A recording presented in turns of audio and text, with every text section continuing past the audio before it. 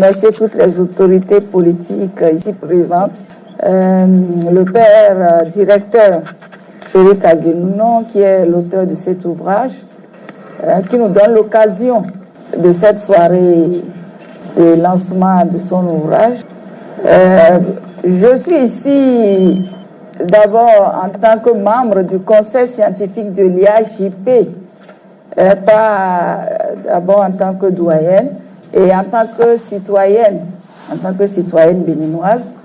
Je voudrais déjà féliciter le père Éric d'avoir emprunté du point de vue méthodologique la démarche anthropologique de par les outils qu'il a utilisés à travers l'observation participante, qui est un outil anthropologique et qui lui a permis de collecter les données empiriques sur le cas du Bénin. Quand nous parlons il a mis l'accent sur la démocratie participative, c'est d'un intérêt scientifique, mais n'oublions pas les limites de la démocratie participative, qui risque d'arracher aussi la liberté d'expression aux citoyens qui ont participé quand même à cette prise de décision. Donc Claude Lefort, c'est un sociologue politique, Max Weber, c'est un sociologue, et puis il a beaucoup disserté sur la sociologie politique, le pouvoir chez Max Weber. On n'en débat plus.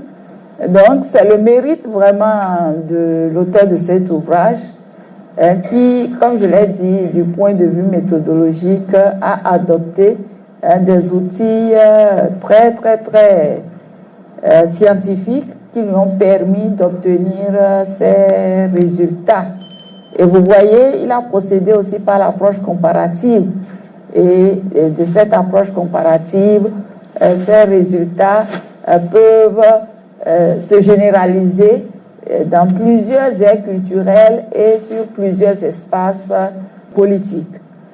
Et le contexte particulier du Bénin, ici, c'est, en tant que sociologue, c'est de nous inspirer quand même des mécanismes endogènes de démocratie qui permettaient quand même la libre expression de toutes les composantes de la société. Donc, comment renforcer ces mécanismes endogènes pour donner un souffle à notre démocratie qui est toujours vitale, car à ma connaissance, quand même nous avons toujours les institutions de la République qui sont fonctionnelles.